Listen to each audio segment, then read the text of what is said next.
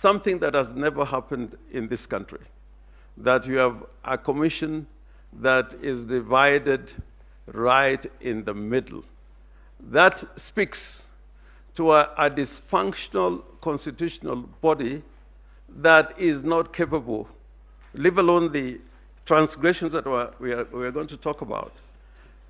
But we are talking about an electoral commission that is dysfunctional and cannot be able to preside over an election that would give it the stamp of legality and legitimacy as spelled out in the Constitution. And I think that is a matter that this court should not disregard.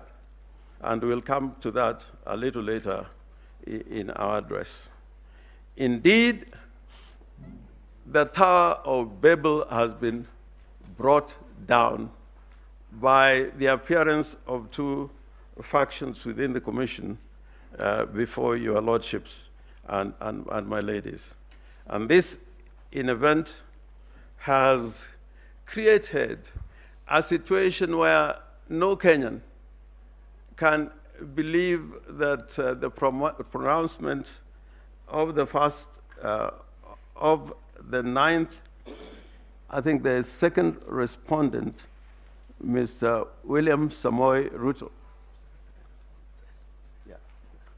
as president-elect, came out of circumstances as envisioned in the Constitution of the Republic of Kenya.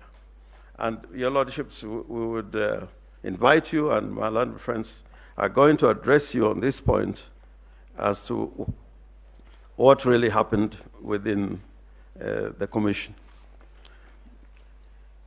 Now, coming to the subject matter that I'm going to address you on in the question of the issue number 7, that states that the declared president-elect, whether the declared president-elect attained 50% plus 1 vote of all the votes cast in accordance with Article 138, sub-Article 4 of the Constitution. We want to persuade you that the second respondent never attained that constitutional threshold.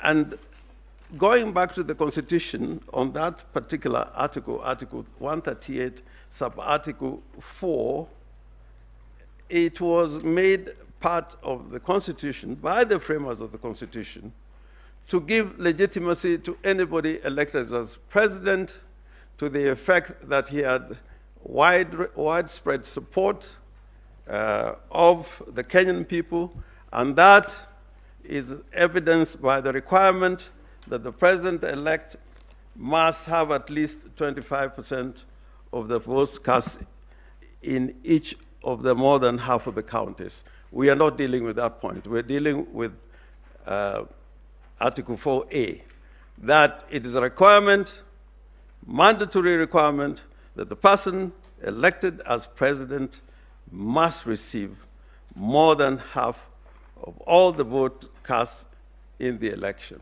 Now, talking about numbers in those two provisions speaks to the need for accuracy and accountability to give an election the legitimacy that the holder of that office would carry while exercising the powers of the President of the Republic of Kenya. And it's not an idle matter, because we went through an experience,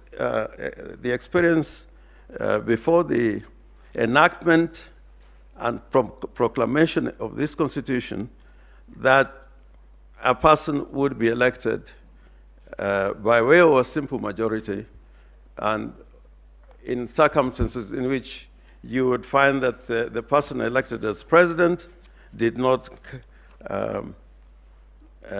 garner more than half the votes which are cast in a presidential